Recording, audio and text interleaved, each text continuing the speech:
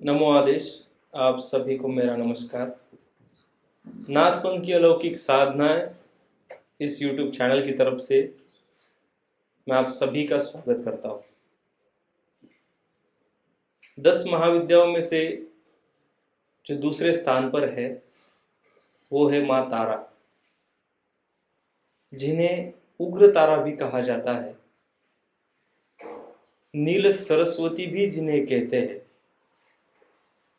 उस माँ का जो स्वरूप है वो माँ काली के जैसा ही है।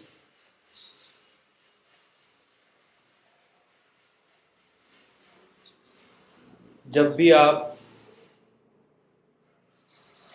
माँ काली की जो स्थान है, जगह है, वहाँ पर जाएंगे तो वहाँ से 200 किलोमीटर की दूरी के पास में वीरभूमि जिले में माँ तारा का शक्तिपीठ है।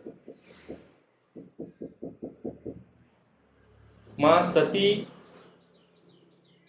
की जो सुदर्शन चक्र की वजह से उनके शरीर के जो टुकड़े हुए थे, उन टुकड़ों में जो आँख की पुतली के अंदर जो तारा होता है वो उस जगह पर पड़ा था, इसलिए उसका नाम तारापीठ है। वहाँ पर तांत्रिक क्रियाएं बहुत होती है। अगर आप तंत्र विद्या में आगे बढ़ना चाहते हो तो माँ तारा आपको अवश्य सफलता देगी।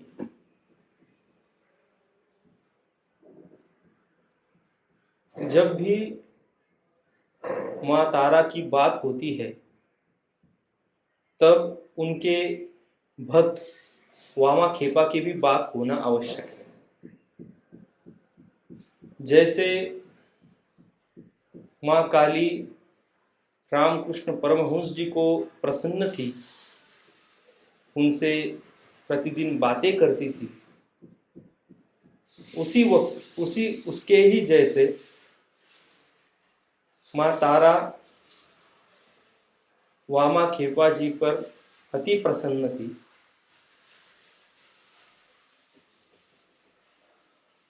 माँ तारा को प्रसन्न करने के लिए वामा खेपा जी का उदाहरण दिया जाता है। ऐसा कहा जाता है कि जब भी ये पूरा ब्रह्मांड अंधकारमय था, उस वक्त उसके बाद जो रोशनी दिखाई दी, वो रोशनी जिस तारा की थी वही माँ तारा है। अगर आपके जीवन में संकट है और उससे बाहर निकलने का आपको कोई मार्ग नहीं दिख रहा है, या फिर कोई आशा की किरण आपको नजर नहीं आ रही है, तो उस वक्त आप माँ तारा की साधना कर सकते हैं। माँ तारा की साधना करने के बाद एक आशा की किरण आपके जीवन में आ सकती है, जिससे आपका जीवन पूर्ण रूप से बदल सकता है। माँ तारा उग्र स्वरूप है, इसीलिए बिना सद्गुरु की आज्ञा के साधना करना अनुचित होगा। अगर आप साधना नहीं कर सकते तो आप नील सरस्वती मंत्र का भी जाप कर सकते हैं, तारा कवच का भी पाठ आप कर सकते हैं। कोई भी महाविद्या हो, अगर उसे आपको प्रसन्न करना है तो ऐसा नहीं होगा कि आपने 21 दिन साधना की, 90 दिनों तक साधना की और वो आपको प्रसन्न हो गई और आपको दर्शन दे दिया। विधि के साथ किए जाने वाली साधना जल्दी सफलता देती है।